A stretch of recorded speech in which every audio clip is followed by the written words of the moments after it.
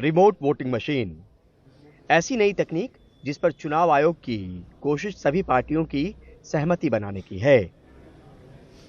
चुनाव आयोग ने 8 राष्ट्रीय पार्टियों और 57 क्षेत्रीय पार्टियों को चर्चा का न्योता दिया और बैठक की, लेकिन रिमोट ईवीएम पर न डेमो हो पाया और न ही कोई प्रेजेंटेशन। जो पॉलिटिकल पार्टी हैं, उन पॉलिटिकल पार्टीज ने इस पर ऑब्जेक्शन रेज किया, आंकड़े पे ऑब्जेक्शन रेज किया, इंटेंट पे ऑब्जेक्शन रेज किया और सीधे तौर पे कहा कि अभी सबसे बड़ी चीज है कि लोगों के बीच में क्रेडिबिलिटी पैदा करना।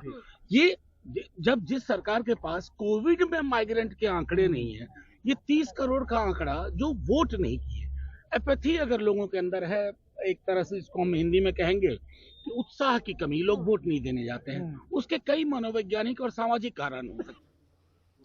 चुनाव आयोग दरअसल इस नई तकनीक के दम पर वोटिंग फीसद में इजाफा लाना चाहती है। वोटिंग के दिन जो वोटर अपनी विधानसभा से दूर हैं, उनको लोकतंत्र के त्योहार में शामिल करना चाहती है। पार्टियों की सैद्धांतिक सहमति तो रही, लेकिन डेमो पर रजामंदी नहीं बनी। कई सवाल भी उठे।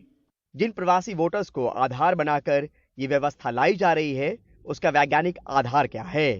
30 करोड़ माइग्रेंट वोटर्स का डेटा कहां से लिया गया? क्षेत्रीय पार्टियों ने अपनी दिक्कत बताई कि अगर वो एक राज्य तक सिमटे हैं, तो चुनाव के दिन अपने पोलिंग एजेंट अलग अलग राज्यों में कैसे रखेंगे? एक्सेप्ट करेगा, नहीं एक्सेप्ट करेगा तो पहले आपको डिसाइड करना होगा, उसका बाद तो डेमोन्स्ट्रेशन। हम लोग तो इसको एक्सेप्ट नहीं कर रहे हैं, तो इसको तो पहले डिसाइड करना होगा, नहीं तो मशीन को दिखा के इंस्पेक्शन होएगा तो main issue will be diluted. लगातार चुनावों में देखा गया है कि वोट डालने में मतदाताओं का प्रतिशत कम रहता है। मसलन 2009 में कुल मतदाताओं की तादाद 71 करोड़ 70 लाख थी, वोट किया सिर्फ 58.21% ने। 2014 के आम चुनाव में कुल मतदाताओं की तादाद 83 करोड़ 40 लाख थी, मतदान में हिस्सा लिया 66.44% मतदाताओं ने। वहीं 2019 के आम चुनावों में मतदाताओं की तादाद थी 91 करोड़ 20 लाख, जबकि मतदान किया 67.40 मतदाताओं ने। लोकतांत्रिक ढांचे में और मजबूती लाने की ये कवायद है। तकनीकी युग में तकनीक के दम पर वोटरों को और सबल करने की कोशिश, क्योंकि हर एक वोट कीमती है।